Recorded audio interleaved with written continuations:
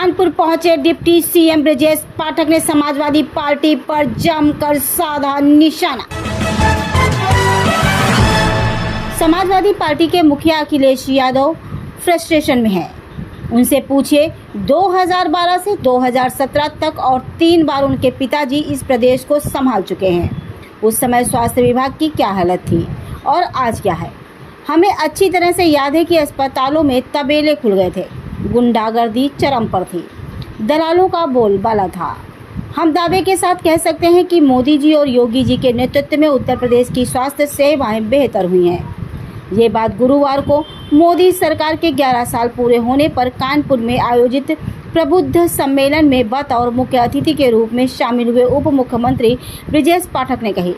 ब्रजेश पाठक ने कहा कि 2017 में प्रदेश में मात्र 17 मेडिकल कॉलेज सरकारी क्षेत्र में थे और आज 80 मेडिकल कॉलेज निजी और सरकारी क्षेत्र में मिलाकर हैं।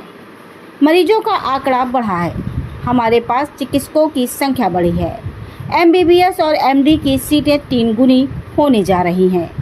कहा कि उनसे अखिलेश यादव से जाकर पूछिएगा, आप अपना आईना देखिए, आईने की धूल मत पोंछिए, अपना चेहरा पोंछिए। आपके चेहरे पर धूल है, आईने में नहीं। कानपुर से यूपी हेड मुकेश कुमार की ये खास रिपोर्ट।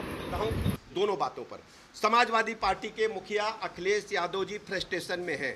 आप कृपया उनसे पूछिए कि 12 से 17 तक और 3 बार उनके पिताजी इस प्रदेश को संभाल चुके हैं। उस समय स्वास्थ्य विभाग का क्या हालत था, हमें अच्छी तरह याद है। अस्पतालों में तबेले खुल गए थे, गुंडागर्दी, अराजकता, दलालों का बोलबाला था। हम दावे के साथ कह सकते हैं कि मोदी जी के नेतृत्व में, योगी जी के नेतृत्व में उत्तर प्रदेश की स्वास्थ्य सेवाएं बेहतर से बेहतर हो रही हैं। यह सुधारात्मक प्रक्रिया है। 17 में मात्र 17 मेडिकल कॉलेज सरकारी क्षेत्र में थे, आज 80 मेडिकल कॉलेज निजी और सरकारी क्षेत्र मिलाकर पूरी क्षमता के साथ काम कर रहे हैं। और आप मित्रों से कहता हूं, एक बार जाकर के यहाँ के कानपुर के अस्पताल तुलनात्मक अध्ययन करिए। मैं ये मानता हूं सुधारात्मक प्रक्रिया है, रोज नित्य नए प्रयोग हो रहे हैं। हमारा रेलवे स्टेशन, हमारा हवाई अड्डा जो आज था वो कल नहीं रहेगा। हम बेहतर से बेहतर जो सुविधाएं हैं उनको करने का प्रयास कर रहे हैं। हर स्थिति में लोगों को बेहतर सुविधाएं देंगे। मरीजों का आंकड़ा बढ़ा है, हमारे पास चिकित्सकों की संख्या बढ़ी है, एमबीबीएस एमडी की सीटें 3 गुनी होने जा रही हैं।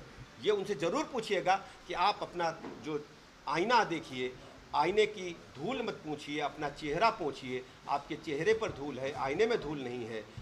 आईना पोंछने से काम नहीं चलेगा। कृपया आलोचना करने से पहले हमारी सरकार के कार्यों का अध्ययन करें और डिबेट करें। मैं खुलेआम कहता हूं, अगर उनमें से चाहिए तो डिबेट करें, मैं डिबेट करने के लिए तैयार हूं। उनके पास एक बात का जवाब नहीं होगा, केवल जातिवाद, भ्रष्टाचार और भाई भतीजावाद के आधार पर समाजवादी पार्टी सरकार चलाना जानती है। भारतीय जनता पार्टी सर्व समाज की पार्टी है। एक गरीब आदमी भी कह सकता है कि वो मंडल अध्यक्ष बनेगा, बूथ अध्यक्ष बनेगा, प्रदेश अध्यक्ष बनेगा, राष्ट्रीय अध्यक्ष बनेगा। पार्लियामेंट में आपने देखा, जब अखिलेश जी ने टोका तो उन्होंने कहा आप तो अपनी पार्टी के 25 बरस तक अध्यक्ष रहेंगे। हमारे नेता ने कहा। समाजवादी पार्टी कोई पूछिए नीति नियंता कौन है, पार्लियामेंट्री बोर्ड एक बेडरूम में बैठ करके पार्टी की नीति तय करता है। भारतीय जनता पार्टी देश के गरीबों की पार्टी है। बूथ से लेकर के और केंद्र सरकार के कार्यकर्ताओं के मंतव्य को लेकर काम करने का काम करती है और पारदर्शिता के साथ, शुचिता के साथ भारत माता को आगे रख करके हम काम करते हैं। एक बात मैं और स्पष्ट कर दूं, भारतीय जनता पार्टी हमेशा कहती है राष्ट्र प्रथम, व्यक्ति से पहले पार्टी है और पार्टी से पहले राष्ट्र है। हमने एक करके दिखाया है। और जितने भी ये पार्टियां बैठी हैं, चाहे कांग्रेस पार्टी हो, चाहे समाजवादी पार्टी हो, इनसे जरूर पूछिएगा मान्यवर कि जब देश पर बात आती है आप कहां चले जाते हो। भारतीय जनता पार्टी ने करके दिखाया है। जब देश में इमरजेंसी काला कानून कांग्रेस पार्टी ने लागू करने का काम किया था, पत्रकारों पर, प्रेस पर प्रतिबंध लगा दिए गए थे, आने जाने पर, बोलने पर, आम जनता पर प्रतिबंध थे। हम दैविक स्वतंत्रता खो चुके थे, संविधान की हत्या कर दी गई थी।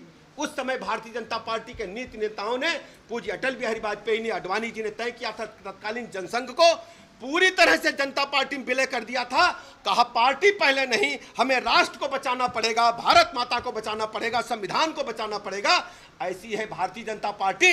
समाजवादी पार्टी उनकी बराबरी नहीं कर सकती, कांग्रेस उनकी बराबरी नहीं कर सकती। ये सवाल जरूर उनसे पूछिएगा। बहुत बहुत धन्यवाद। देश प्रदेश की खबरों को देखने के लिए अमर न्यूज चैनल को लाइक, सब्सक्राइब और बेल आइकन दबाना ना भूलें।